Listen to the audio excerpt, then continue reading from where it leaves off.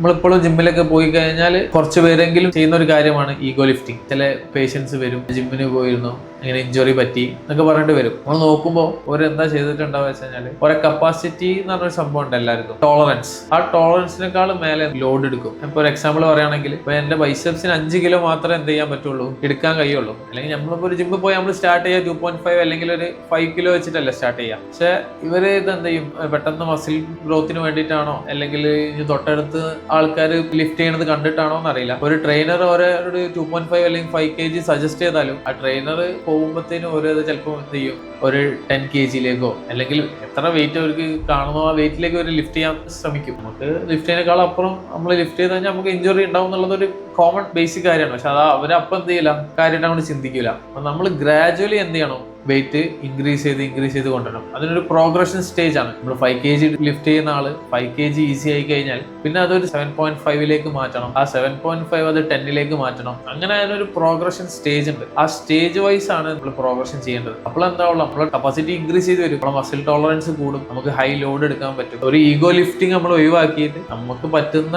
Wait നമ്മൾ എടുത്തു തുടങ്ങുക, അതിനൊരു പ്രോഗ്രഷൻ സ്റ്റേജ് കൊടുക്കുക, അതിനെ മെല്ലെ മെല്ലെ എത്രയാണോ നമ്മൾ ആഗ്രഹിക്കുന്ന വെയിറ്റ് അതിലേക്ക് എത്തിക്കുക.